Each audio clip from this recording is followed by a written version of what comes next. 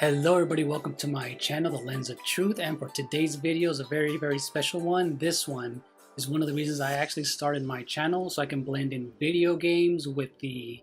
world of art, because I am a visual artist. I love video games, I love game design, I like character design. So one character who's been iconic since the late 90s, early 2000s in the Nintendo 64 PlayStation era is the Skull Kid from The Legend of Zelda Majora's Mask.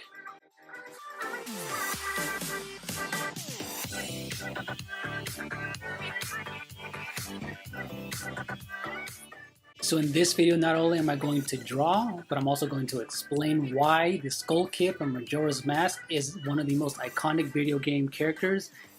ever made, and also what makes his design so cool, so unique, and just very memorable. So yeah, let's go ahead and take a look at the Skull Kid from The Legend of Zelda Majora's Mask. Let's go.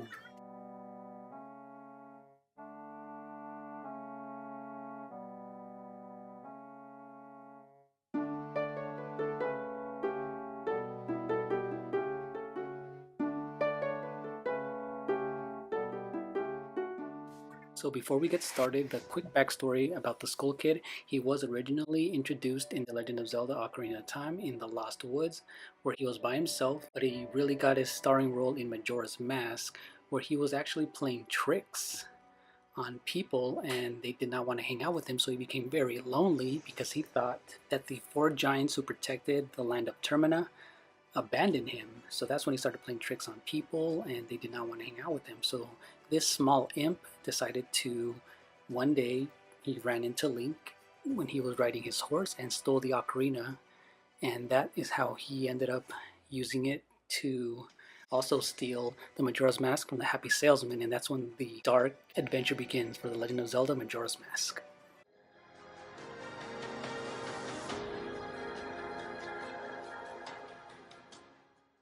Now, one of the things that makes his design so iconic and so memorable are the colors that he has, which consist of orange, green, browns, an oversized hat, which he also resembles a scarecrow, and just the fact that he's a very mysterious character with big, bright eyes. Once he finds his mask, he's covered up, he acts like a child, he even has a purple fairy, and there's just a lot of things with him, with his very imp-like design, his gloves, he even has a beak for a mouth, and it's just really cool, and this is what makes him one of the most popular and memorable Zelda characters of all time.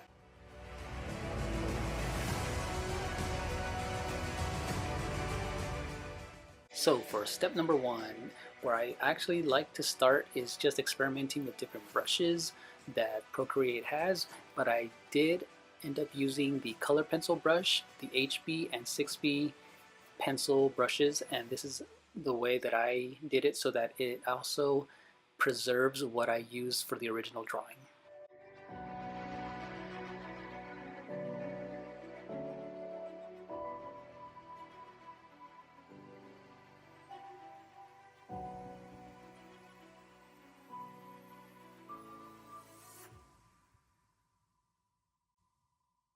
Now, one of the things I focused on, especially for this drawing, is the iconic Majora's Mask on the Skull Kid, and this one I just made sure that the eyes were very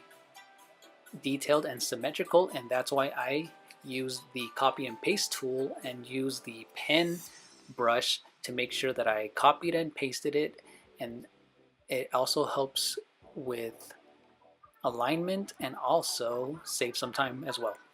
Because when it comes to digital painting, we have the convenience of correcting our mistakes. And when we have so many options at our disposal, I will definitely take advantage of it if it means I can still preserve my original art style while cleaning things up.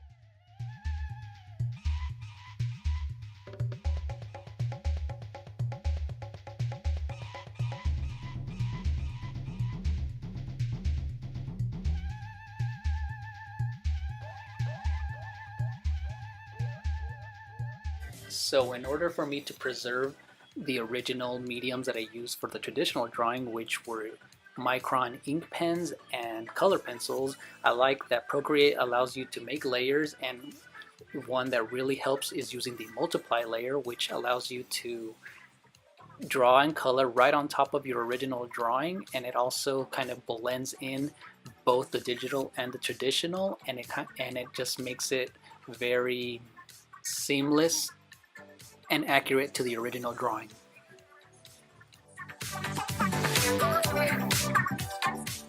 Now,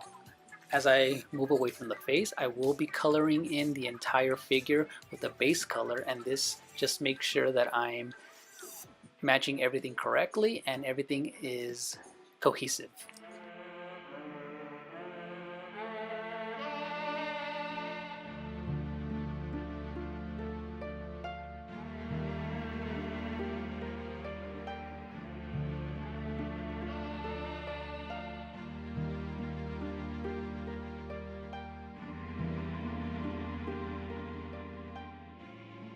Now for this next step of the drawing, I really went in for the details drawing this ocarina, and it's a blue ocarina, which is a type of a flute within the game of The Legend of Zelda Ocarina of Time and Majora's Mask. And this one, the Skull Kid is holding it, and I did have fun making sure that there's also darker colors, shadows, and highlights, and all the very nice details that I looked up with all the resources and photo references from the video games.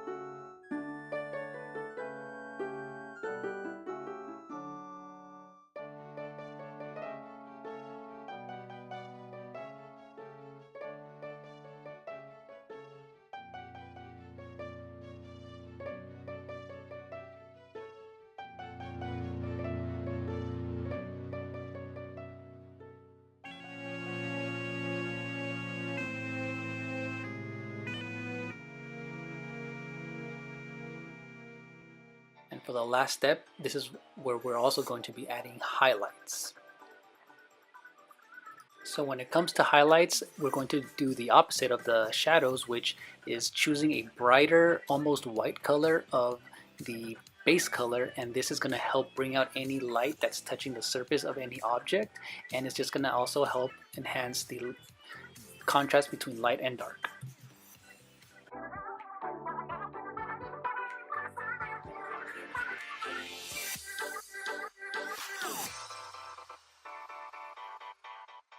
Now, one of the final steps that I saved was making sure that I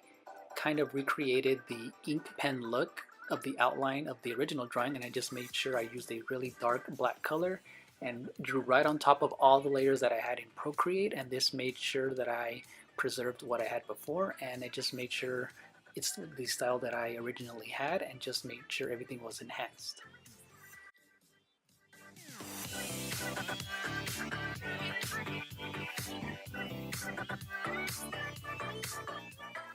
So thank you guys so much for watching, and if you enjoyed what you see, consider hitting the like button, ringing the bell to stay notified, and subscribe to my channel. Thank you so much, and have a good one. Bye.